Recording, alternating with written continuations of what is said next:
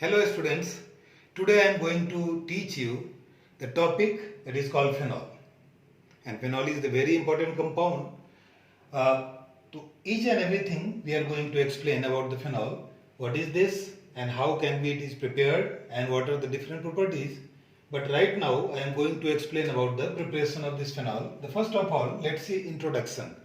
Phenol benzene ring के ऊपर जब OH group attach होता है, that is called phenol. And what are the preparation? How can we prepare? तो phenol को हम अलग अलग तरीके से बना सकते हैं.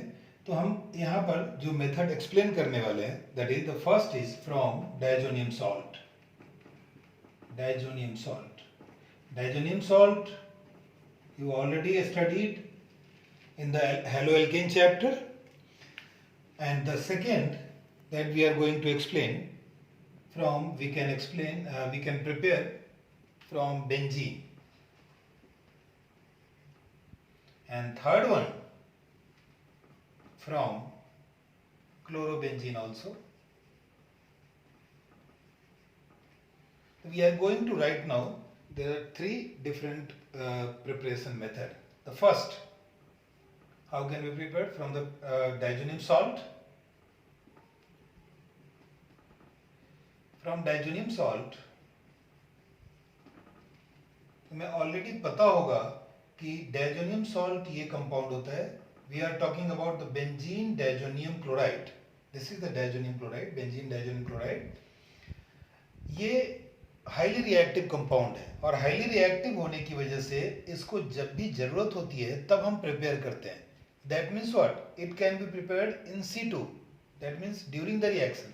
तो पहले इसको बनाना पड़ेगा, फिर इससे हम फर्दर प्रिपेयर करेंगे. तो इसको बनाने के लिए हमें लेना पड़ेगा एनिलीन, और एनिलीन को NaNO2 और HCl के साथ रिएक्ट करवाएंगे तो ये डायजोनियम सॉल्ट बनेगा, N2Cl बनेगा.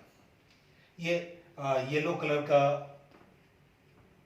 अब इस डायजोनियम सॉल्ट का रिएक्शन हम वाटर के साथ करते हैं, हाइड्रोलाइज हो जाता है. यहाँ पर फेनॉल बन गया और by product N2 plus HCl as a by product बनेगा. ये डायजोनियम सॉल्ट इतना ज़्यादा रिएक्टिव होता है कि इवन ये डायजोनियम सॉल्ट मॉइस्चर को यानी वाटर को ट्रैप कर लेता है एटमॉस्फेयर से और ये कन्वर्ट हो जाता है फेनॉल में. बट यहाँ पर हमें बनाना है तो हम वाटर डालेंगे. अगर हम इसको और फास्ट करना चाहते हैं तो एसिडिक मीडियम में भी इसका रिएक्शन को हम प्रोसीड करवा सकते हैं. तो this is the first method of the preparation. Second method क्या है? From benzene. बेंजीन से बना सकते हैं. बेंजीन से कैसे बनाएंगे? तो उसके लिए बहुत इंपॉर्टेंट है कि हमें क्या करना पड़ेगा, बेंजीन का रिएक्शन करवा देंगे ओलियम के साथ. ओलियम क्या होता है? ओलियम इज H2H2O7, ये कंपाउंड है. इसका रिएक्शन करवाते हैं. अब ये रिएक्शन कैसे होता है? तो इसमें SO3H अटैच हो जाएगा, ओलियम से आया. कैसे आएगा ये मैं बताऊंगा अभी.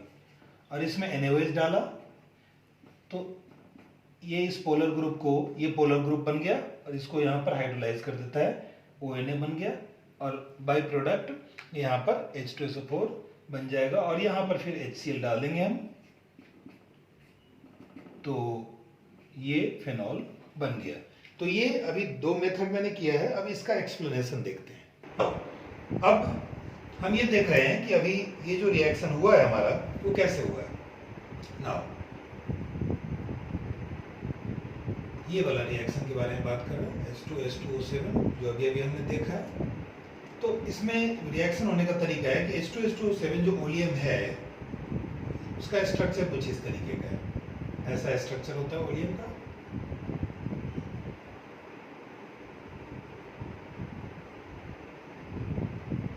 ये स्ट्रक्चर है ओलियम का. यहाँ से SO3H ये वाला जो पार्ट है ये ऑर्थो हाइड्रोजन को यहाँ से सब्स्टिट्यूट करता है. किसी भी हाइड्रोजन को यहाँ से सब्स्टिट्यूट, क्योंकि यहाँ पर ऑर्थो एंड पैरा की बात है ही नहीं, तो यहाँ से किसी भी हाइड्रोजन को सब्स्टिट्यूट करेगा. और लेट्स सी कि यहाँ से इस हाइड्रोजन को सब्स्टिट्यूट किया और SO3H यहाँ जुड़ गया, तो यहाँ से जो सब्स्टिट्यूटेड हाइड्रोजन है वो और ये मिलकर के H2SO4 बना दिया। अब फर्दर जो रिएक्शन अभी हमने देखा था कि NaOH ONA के साथ रिएक्शन कर देता है, ONA की तरह ऐड हो जाता है और इसमें HCl डालते हैं तो ये फेनॉल बन जाता है।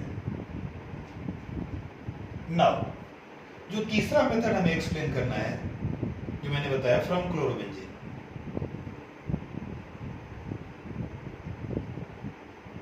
ये एक कमर्शियल प्रिपरेशन ऑफ फेनॉल है क्लोरोबेंजीन से।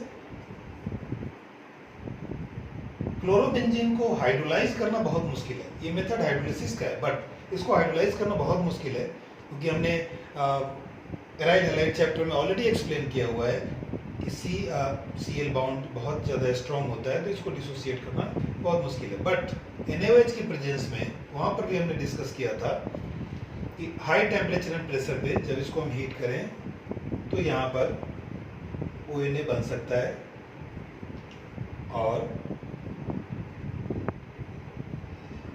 ONA बनने के बाद फिर हम इसमें HCl डालेंगे, ये फेनॉल बन जाएगा ना।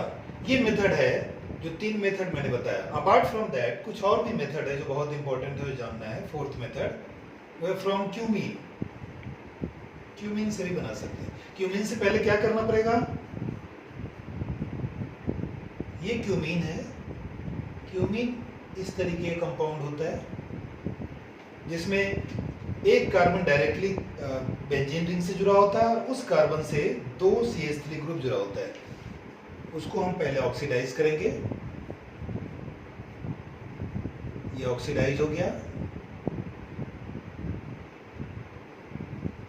और फर्दर इसको हम हाइड्रोलाइज कर लेंगे या डिकम्पोज कर लेंगे। तो यहाँ पर OH ग्रुप एंड ये ग्रुप बन जाता है ना। तो ये नेक्स्ट मेथड था। और लास्ट मेथड जो एक और हम बहुत इंपॉर्टेंट मेथड करने वाले हैं वो है फ्रॉम सैलिसाइलिक एसिड। इसमें डीकार्बोक्सिलेशन करेंगे। सैलिसाइलिक एसिड इस तरीके का कंपाउंड है, 2 हाइड्रोक्सी बेंजोइक एसिड को सैलिसाइलिक एसिड कहते हैं। इसका रिएक्शन हम NaOH और CaO के प्रेजेंस में, जिसको हम सोडा लाइम कहते हैं, डीकार्बोक्सिलेशन इसी के प्रेजेंस में होता है, उसका रिएक्शन करवाते हैं। तो वो क्या करता है, यहाँ से COOH ग्रुप को यहाँ से हटा देता है, सब्स्टिट्यूट कर देता है और OH ग्रुप बन जाएगा और Na2CO3 as a by product produce हो जाता है। तो ये प्रिपरेशन था फिनॉल का, डिफरेंट प्रिपरेशन, जो आपके 12th क्लास सिलेबस में बहुत ही इंपॉर्टेंट है।